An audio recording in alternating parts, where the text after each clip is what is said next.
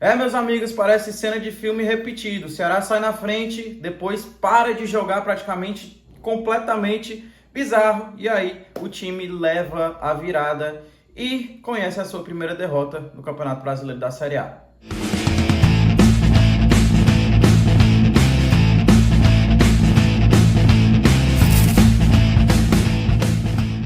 Fala galera, sei que não tá tudo bem, né? Depois desse jogo aí, cara, é muito complicado. A gente veio fazer aqui o pós-jogo, uma análise do jogo, mas eu sei que é difícil pedir para vocês deixarem o like, mas se puderem aí só pra dar uma força aqui pro nosso trabalho. Mas, cara, vamos falar logo sobre o jogo, porque é o seguinte: o que acontece com o Ceará são 3 jogos seguidos, 3 jogos que a gente vem sendo repetitivo aqui, falando a mesma coisa. O Ceará faz o gol, depois vira outro time. O Ceará no primeiro tempo foi um time, no segundo tempo outro completamente diferente. O Ceará no segundo tempo poderia ter levado 2, 3 gols do Juventude. Com todo respeito ao Juventude, mas a gente sabe que é uma equipe que vai estar brigando ali na parte de baixo da tabela, cara. É uma equipe que não tem tanta qualidade, é um time que se demonstrou ser tecnicamente abaixo e mesmo assim a gente conseguiu levar a pressão dos caras, mesmo depois de tomar o segundo gol, o gol da virada do Juventude, a gente poderia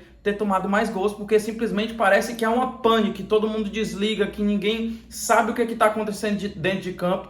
E assim, temos que falar sobre alguns jogadores que inclusive a gente vem elogiando. Fabiano, que atuação terrível! Que atuação terrível do nosso lateral direito. Todas as bolas do Juventude eram nas costas do Fabiano. Primeiro gol nas costas do Fabiano. Posicionamento do Marlon horrível no primeiro gol, inclusive. Não era o Fabiano que era para estar marcando aquela bola.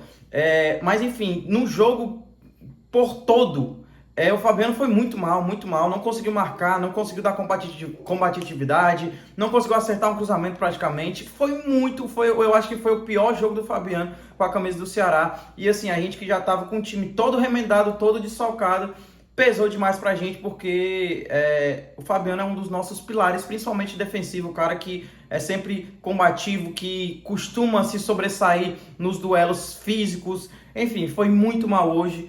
Outro cara que eu não gostei, o Marlon. Eu já vinha falando aqui mais de 1, 2, 3 vezes. O Marlon não é zagueiro para estar de titular no lugar do Marcos Vitor, cara. O Marcos Vitor precisa receber mais chance. O Marlon é um cara estabanado, é um cara que é lento, é um cara que não passa tanta confiança. Hoje ele não fez um jogo horroroso, horrível, mas assim, é um cara que tá baixo, a gente vê que tá baixo, é um cara que vê que tá sem tanta confiança, e a gente tem um bom zagueiro na nossa reserva que praticamente não vem recebendo chance. Não existe isso, cara, não existe. Nosso sistema defensivo hoje, principalmente no segundo tempo, bizarro, nada deu certo, cara, nada encaixou.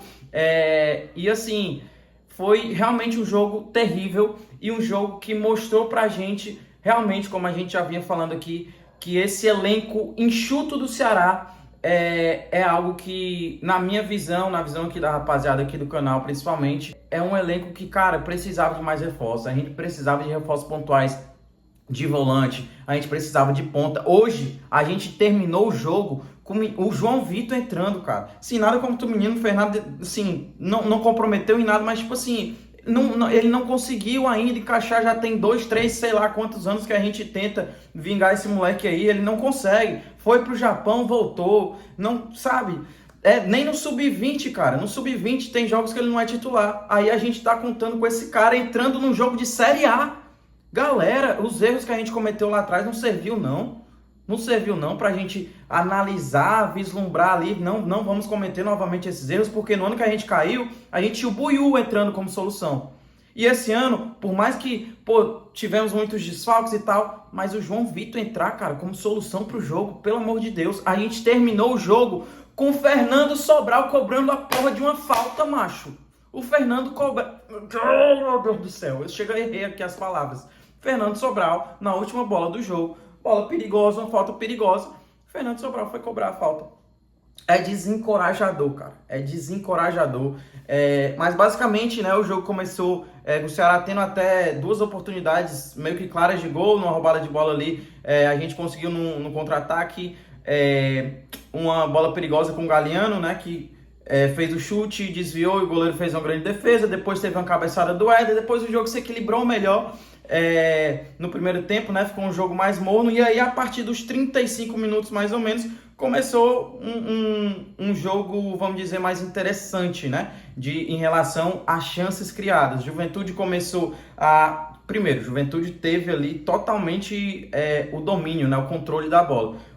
Claramente a estratégia do Condé foi dar a bola para o Juventude trabalhar, e o Juventude não conseguiu, principalmente nesses primeiros minutos, né, espaço, a defesa estava muito bem postada de certa forma, e aí a gente faz um gol com o Ailon, né, inclusive Pedro Raul, impressionante, segurou eu acho que 3, 4 jogadores do Juventude, né, girou em cima dos jogadores, fez ali o cruzamento, e aí se eu não me engano quem escorou foi o Matheus Araújo. E aí o Ailon, por mais que tenha feito mais um jogo horroroso, fez uma boa jogada e conseguiu fazer o gol. Mas aí, cara, praticamente, sei lá, quantos minutos depois, 2, 3, 4, enfim, pouquíssimos minutos depois, numa bola parada, ninguém subiu, ninguém marcou, e aí foi lá no segundo pau, uma bola cruzada na intermediária, cara, é um dos gols que deixa o torcedor mais puto da vida, esse tipo de gol, cara, porque é uma bola que é teoricamente a mais fácil da zaga conseguir tirar, e aí o Ceará toma um gol desse, mais uma vez no apagar das luzes, né, lá no final do primeiro tempo, e aí simplesmente a gente volta para o segundo tempo e parece que o time desaprende a jogar bola, basicamente é isso. Lourenço, macho, que sono que dá ver o Lourenço jogando, cara. Lourenço dormindo em campo. Lourenço não tem intensidade, não consegue acertar passes bestas, sabe? Não dá dinâmica pro meio campo. Lourenço horroroso, horrível, horrível. É um cara que conseguiu jogar ali pela Série B, mas aparentemente em 2025 ele não estreou e não tem nível pra Série A, cara. E aí que tá. Vem mais uma vez com o mesmo discurso a gente aqui falando, rapaz, o Ceará começa o jogo de uma forma, termina de outra forma. Contra o Grêmio, a gente tinha falado aqui, a gente teve a sorte que o Grêmio não conseguiu fazer os gols, porque o Ceará conseguiu ali um gol achado de certa forma no final do jogo para fazer o 2-0, mas quem estava pressionando era o Grêmio, entendeu? E aí eu acho que a gente teve claro, teve competência, foi um jogo mais equilibrado nessa questão de... Né, nessa questão de intensidade do Ceará, de conseguir controlar melhor o jogo. Eu acho que até a torcida ajudou muito, mas assim, terceiro jogo na Série A, terceira vez que a gente vem falando isso aqui, não pode acontecer, irmão, é Série A, e por incrível que pareça, a gente pegou até agora 3 adversários que não estão no topo, nos nossos maiores desafios, assim, foi um estreia contra o RB que vinha muito mal, apesar de ter ganhado hoje há pouco tempo do Botafogo, mas não vinha bem. Até durante o jogo, né, mostrou isso, a gente começou muito melhor que os caras, amassando os caras. Segundo jogo contra o Grêmio dentro de casa, a gente começou bem, e aí depois o Grêmio começou a pressionar, a gente aparentemente suportou ali a pressão, e depois no final a gente quase toma o gol, por um vacilo do Volpe ter ido lá para a área, no contra-ataque a gente conseguiu fazer o segundo gol. Mas hoje, mais uma vez, eu repito aqui, com todo respeito ao Juventude, mas é um time tecnicamente abaixo, e a gente tomou.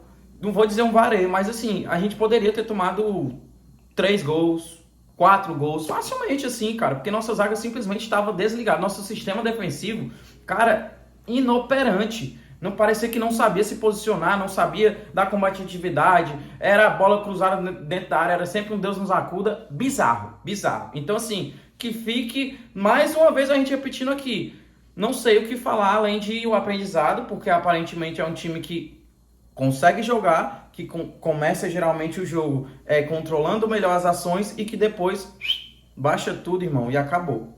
E aí, desse jeito, a gente não vai conseguir se manter decentemente para duelar na Série A. Simplesmente não vai dar. Contra alguns times não vai dar. A gente vai ser amassado. Dentro ou fora de casa, se mantiver essa postura aí, irmão, não dá. Por mais uma vez, por mais que a gente tivesse essas questões de muitos desfalques hoje, Matheus Bahia, eu não vou dizer nem que fez muita falta, porque hoje o time todo foi tão mal, principalmente no segundo tempo, que eu nem sei. Hoje o próprio Fabiano, como eu falei, é um cara que vinha muito bem, fez um jogo horroroso, horrível. Então não posso nem dizer se o Mugni e o Matheus Bahia fez tanta falta, mas o que importa é que esses caras, creio que principalmente o Mugni, que estava só com a pubalgia, parece que foi mais poupado do que qualquer outra coisa, deve voltar no próximo jogo. A gente também deve ter o retorno do Pedro Henrique, mas diante do Vasco, irmão, é acordar e tem que fazer o resultado. A gente perdeu, tá dentro do conforme, dentro do normal, mas a forma que a gente é derrotado estressa, cara, porque não é como se o time mantivesse uma postura decente ali.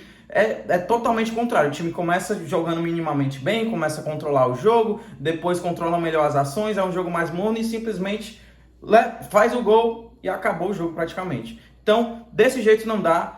Mais uma vez, esse elenco é curto e é enxuto demais. A gente precisava, na minha opinião, de zagueiro, a gente precisava, na minha opinião, de lateral esquerdo, que a gente não teve hoje, mas também se a gente tivesse o Nicolas já demonstrou que é um cara fraco, com todo. Eu tô falando do jogador, não tenho nada contra a pessoa Nicolas, mas como jogador, fraco. Possa ser que ele se dê bem na Série B, um time ali emergente, que não sei, mas aqui, assim, jogando no Ceará na Série A não dá. Né? E hoje ele nem jogou, não sei nem porque que eu tô botando ele aqui, eu só tô puto mesmo, porque a gente precisava, no caso, que a janela já fechou, dessas contratações mais pontuais, do lateral esquerdo, do zagueiro, do volante, do atacante pelo lado. E eu de verdade, não adiantam vir dizer, mas a gente é engenheiro de obra pronta, não sei o que, não sei o que lá. Já repeti aqui inúmeras vezes. Até da última vitória aqui contra o Grêmio eu falei a mesma coisa. Então não adianta, tá aí, que fique a lição e que a gente consiga ter os caras, né, velho? Principalmente no nosso elenco principal, a gente tá vendo aí que quando falta peças, o negócio realmente fica assombroso. Mas é isso, pedir mais uma vez aí para deixar o like, espero que vocês tenham gostado aqui da análise. Se não gostou também pode deixar o não gostei lá, enfim, o importante é engajar. Deixa a tua opinião, diz assim, cara, eu acho que tu falou merda, pode falar, meu irmão. Então é isso, fica à vontade, até a próxima e bora vozão, cuida.